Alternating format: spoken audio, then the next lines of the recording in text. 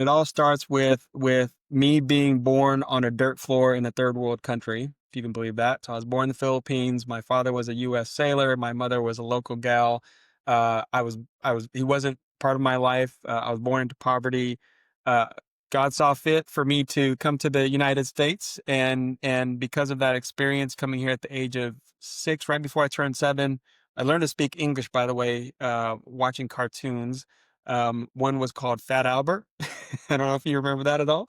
The other was Garfield and Friends. At any rate, because of my experience coming to the U.S. as a first generation immigrant, I felt called to serve this country in some capacity, and fortunately did well athletically, academically, and got a scholarship to West Point. Everybody who gets accepted there is on full ride scholarship. Welcome to the Real Estate Pros Show, where we interview real estate investing professionals from coast to coast, as well as the service providers that serve the real estate investing industry. Our goal is simple: share what's working now to help you improve and scale your business to the next level and meet the pros that can help you get there. Real Estate Pros is powered by Investor Fuel, America's leader in helping real estate investors and professionals build the business you need to live the life you've always dreamed of. Let's start today's show. Property insurance for real estate investors doesn't have to be difficult, but it does need to be there to protect you when you need it. MyInvestorInsurance.com not only provides insurance at 15 to 30% cheaper than traditional agencies, it's built specifically for real estate investors like you. You can set up an account in about 2 minutes, get quotes on properties, turn on and turn off insurance for your fix and flip or rental properties in around 2 minutes without having to talk to anyone directly, all through our portal. There's no better way or faster way to make sure you've got the coverage you need to protect you, and no more lengthy policies either.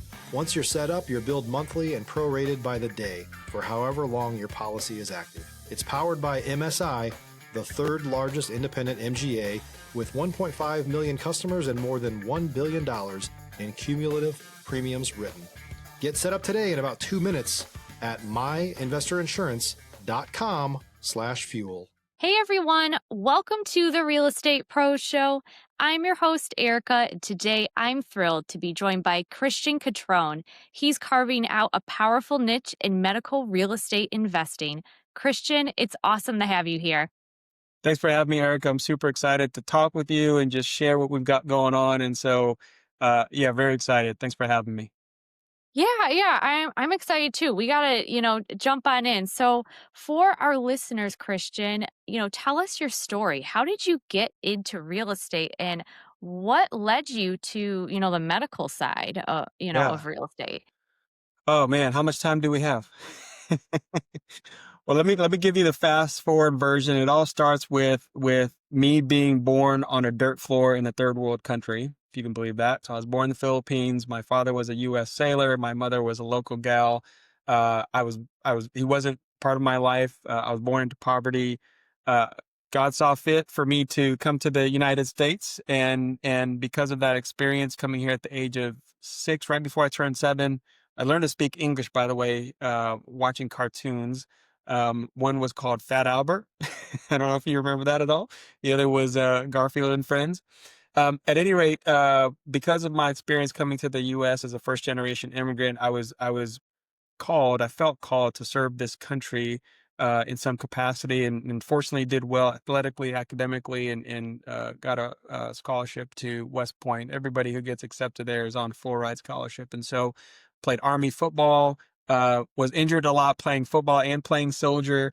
Ultimately, incurred a lot of injuries, which is part of the story of how I got into medical real estate, because it was through that experience that I was prompted to pursue a career in healthcare when I got out of the military, and did that for 20 years or so, and tried buying real estate right when I got out.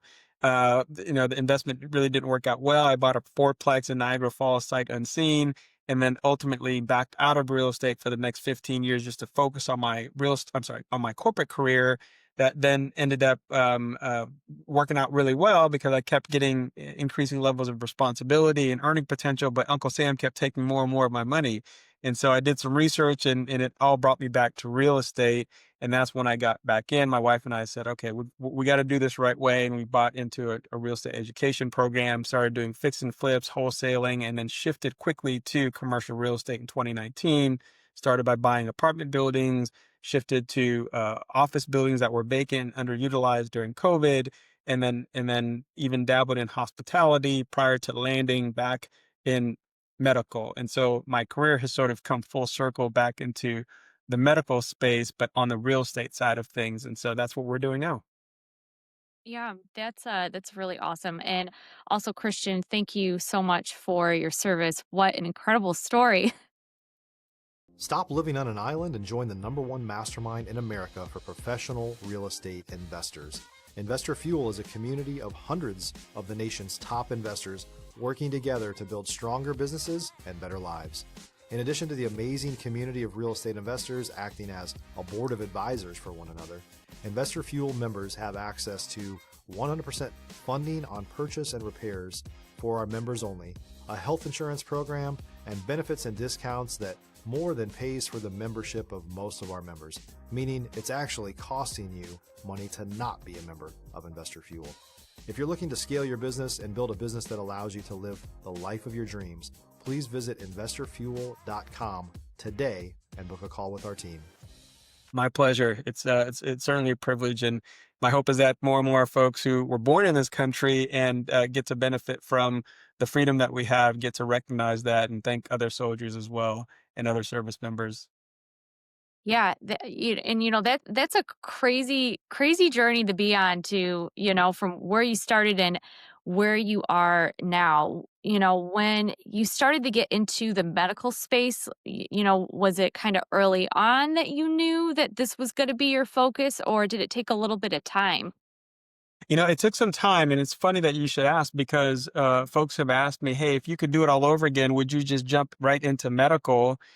And I think I'm tempted to say yes because of how much of a quality asset it is, and how lucrative it can be at the same time impacting the community in a positive way.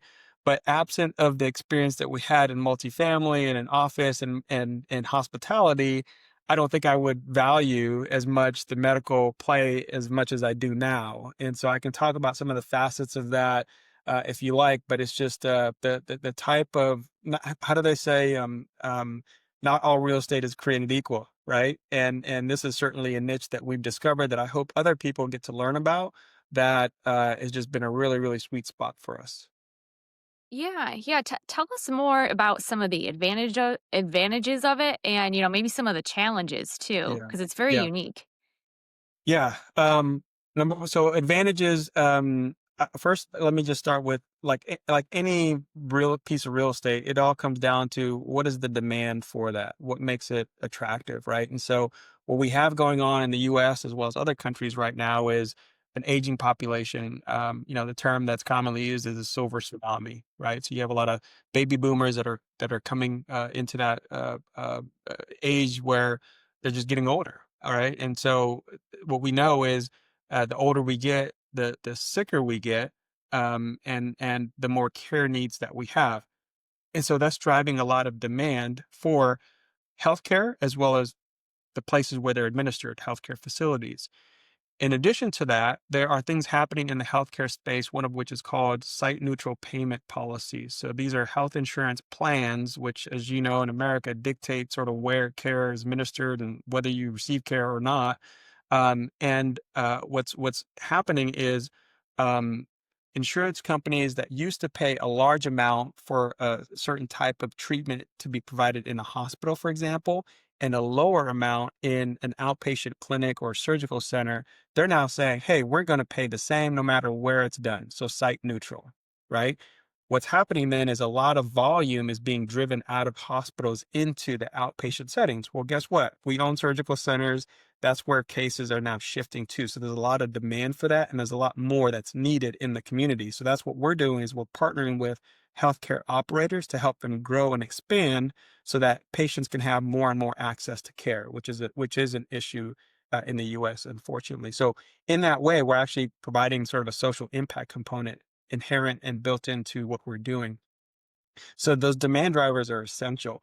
The other things I like about it is, as I mentioned before, is these tenants, healthcare tenants, these are essential services. They're not going to shut down, because of a COVID scare or some other pandemic.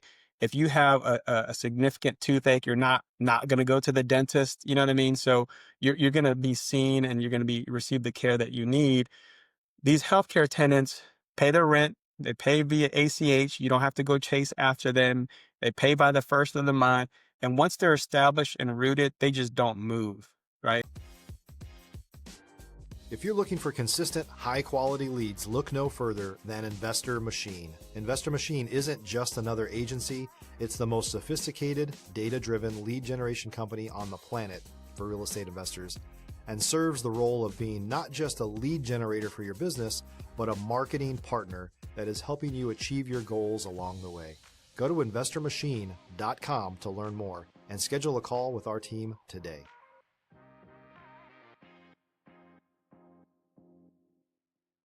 They don't relocate. Patients know where they are, those referral patterns that are established in that community. These are some of the facets that we like in terms of advantages.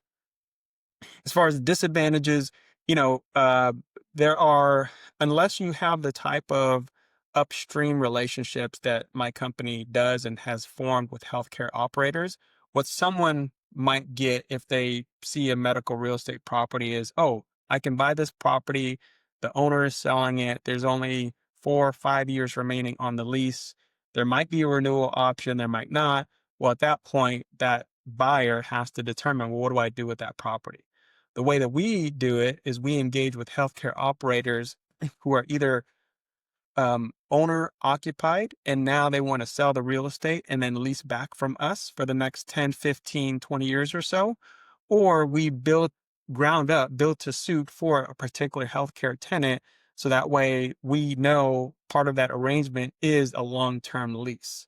Right. And so the way our strategy and the way we do it is unique and different than someone who might not have the advantage that we have. And so those are some of the nuances, but by and large, medical real estate, I highly recommend because of the things I mentioned in terms of the tenant, the long-term lease.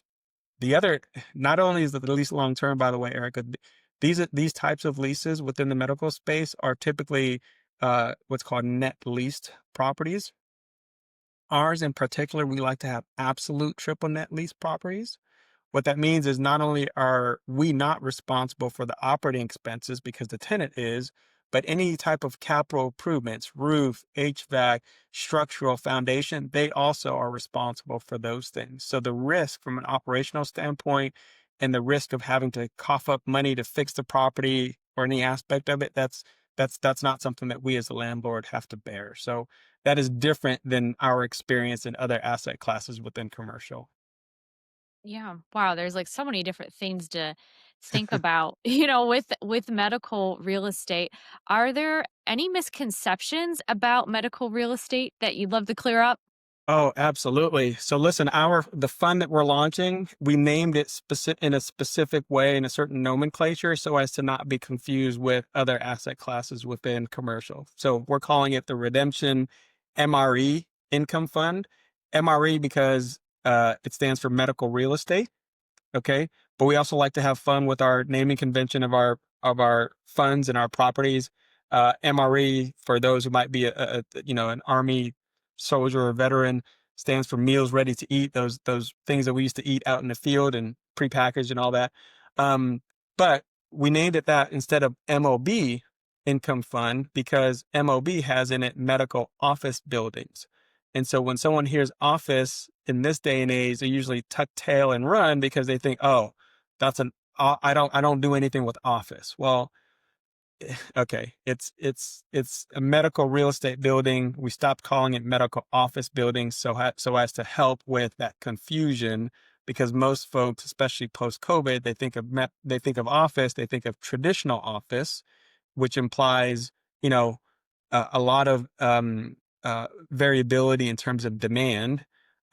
In some cities, there are buildings that are still completely vacant, for example. And so that's not what medical is. So we're calling it medical real estate as opposed to medical office at this point. Yeah, that's I think that's a really brilliant shift in marketing by changing what it's called.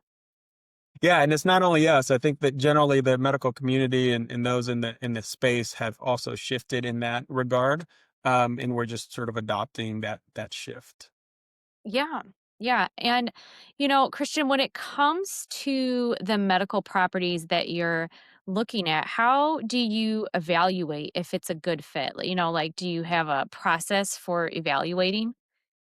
If you're a new or newer real estate investor looking to launch or grow your real estate investing business, please check out Investor Fuel Club. It's a coaching community, but unlike anything you've ever seen before. And you can actually partner with members of our mastermind from coast to coast on deals right in your market. There's no better opportunity to build a consistent business than to literally partner with pros to help you avoid costly mistakes, avoid the need for capital to do deals, and help you eliminate your fears as you're starting your business. Learn more about Investor Fuel Club at investorfuel.com/club. We do. In fact, we have a pretty rigorous uh, lead filtering process, both looking at the physical property as well as the tenant that is to occupy it. And it's either met or not met. And if they don't meet those criteria, we simply pass on the property, right? So some of those things include, for example, um, is it a medical real estate property as opposed to a Wendy's restaurant, right? Okay, clearly we're only doing medical real estate, so that's a no-brainer. Are we able to establish a lease?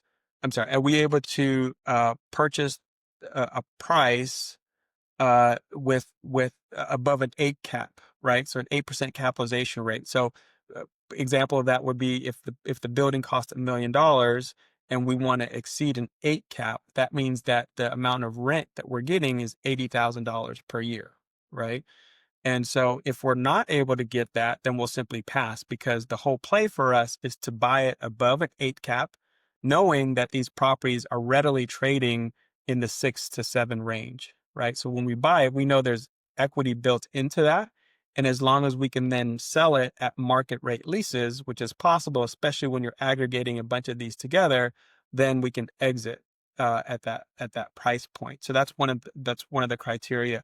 Now, once a property meets the criteria and passes that, then we go to a lead scoring system where, based on different attributes of the building, the geography, the tenant, the lease structure, various other things, it will produce a certain score, and based on that score, we'll make a decision as to whether to buy that property or not. So there's many different factors involved in that. Certainly, not every piece of medical real estate, are you going to go out and buy.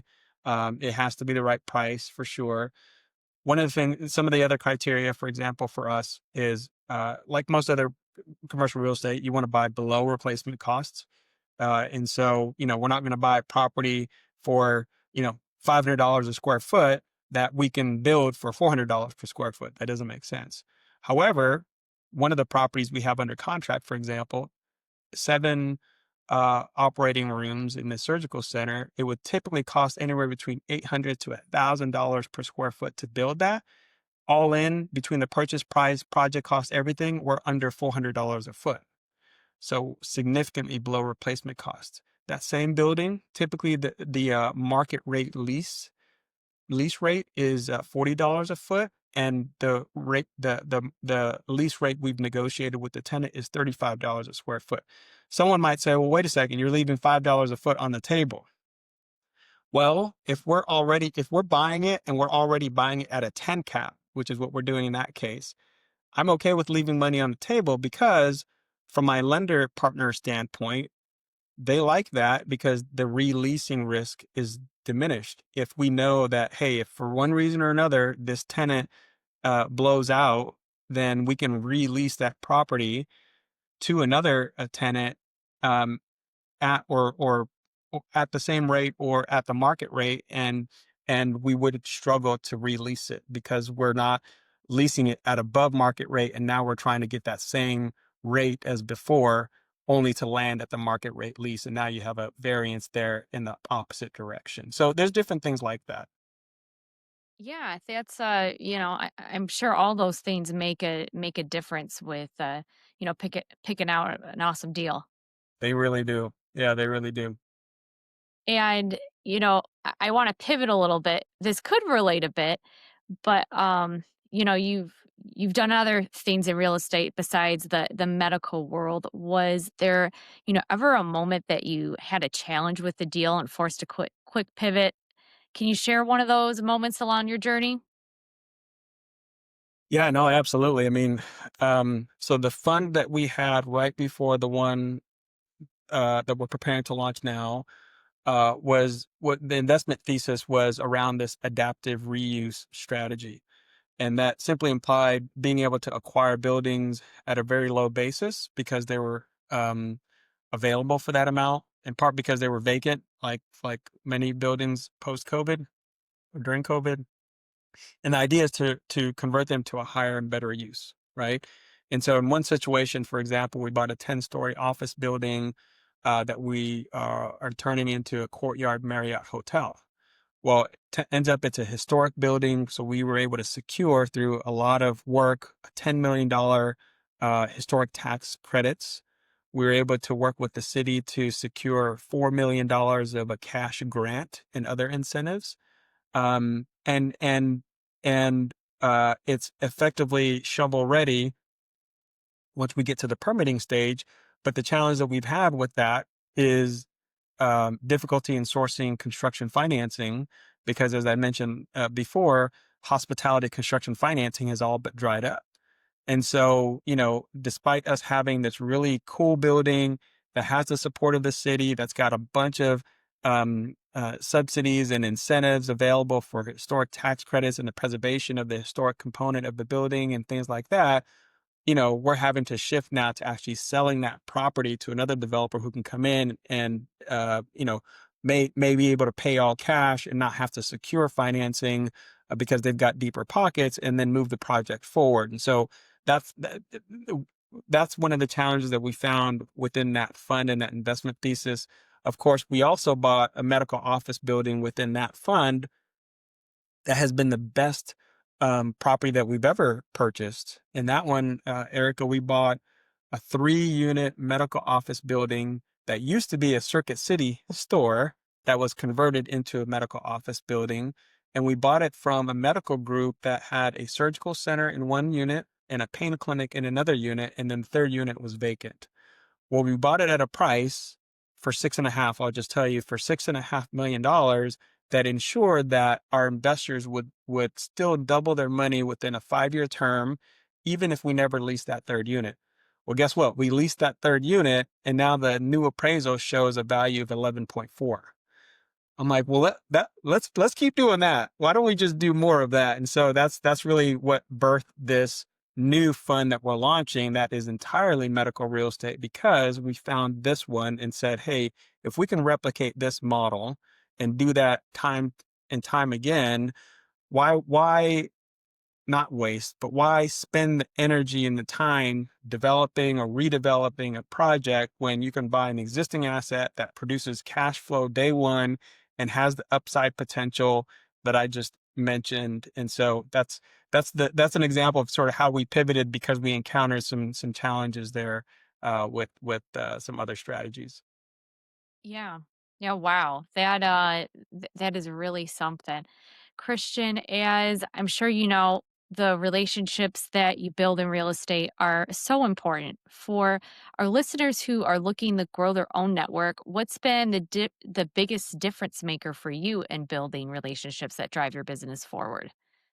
Well, I'll tell you that, I mean, relationship focused is literally one of our core values. And we selected it because it speaks to just how this game is played, really, and understanding the value of that makes all the difference in the world. I think absent of the strategic relationships that we formed, we wouldn't have gotten that third tenant in that unit that I just mentioned. Absent of the relationships we formed that have become sort of programmatic in nature, we wouldn't be able to buy some of these properties at the price points that are pre-negotiated and uh, help ensure that there's built-in equity. Um, and so, I mean, that's really the nature of the beast, if you will, is having those relationships intact in place, so that you can be effective. And the fact of the matter is, it takes time to develop those, and and have to actively pursue those types of relationships, and then once you've established them, to then nurture them, because absent of nurturing relationships, then it becomes sort of transactional when you need something, right? And so there is a lot of effort into maintaining those relationships, checking in with different people, offering to provide assistance. Hey, how can I help you, with no expectation of anything in return. And so that's sort of how we approach those relationships, and as often as we can, to try to offer something of value prior to seeking and sourcing anything. As an example, today I had a call earlier with someone who I met probably 4 years ago. We've had certain touch points along the way, and he's launching a new business, which I'm like super excited. I'm saying, hey, who can I get this in front of? How can I help you? And then it came to mind afterwards, oh, hey, this is something new that I'm doing. He's like, dude, I can introduce you to this family office. Or this, a buddy of mine who runs a family office. They've got $108 billion assets under management. I think this is something he'd be interested in your new fund. And I'm like, I wasn't even going to ask about that, but thank you for the offer. Absolutely. Please make the intro. And now I'm speaking to that guy tomorrow morning. So, yeah, I mean, those kinds of relationships matter. But I think the thing that matters most is nurturing those relationships, and not only pulling on them when you need something. Yeah, absolutely. Christian, you talked about your fun on the horizon, which is so exciting for you. What's the vision behind there, and what are you most excited about solving or scaling with that?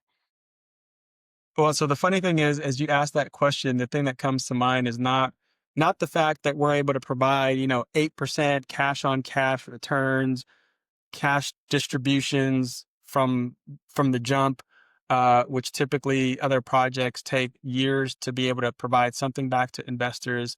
Not the fact that it's got a target of 13 to 15% internal rate of return, but has upside to go up to 25%, which is nuts to think about for this type of asset because of the quality of the product.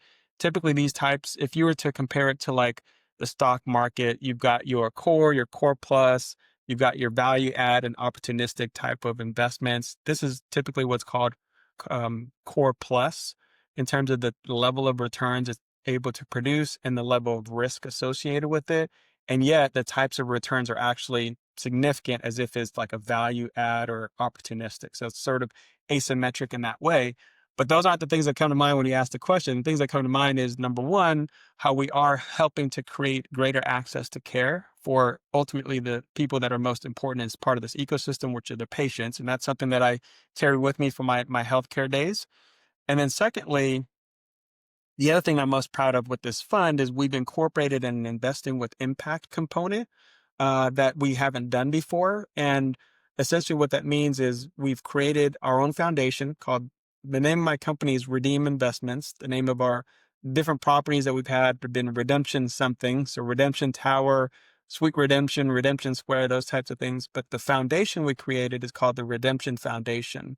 And what we do is we take a portion of our profits as a general partnership, and we put it into that foundation so that we can then donate it to various organizations, but particularly in organizations that are dedicated to suicide prevention.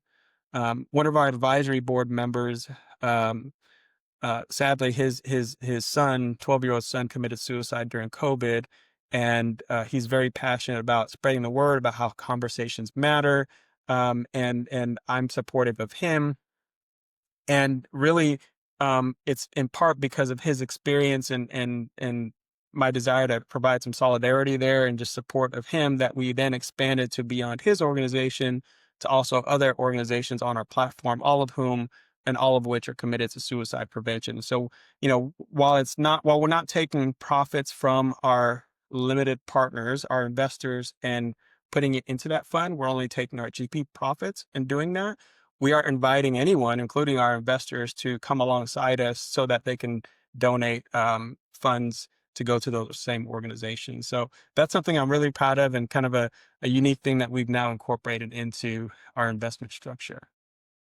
Yeah, wow. I really love that. And with your track record with what you've done so far, it's exciting to see, on all the different levels where this could go, Christian. Yeah, no, we're super excited. And just to be clear,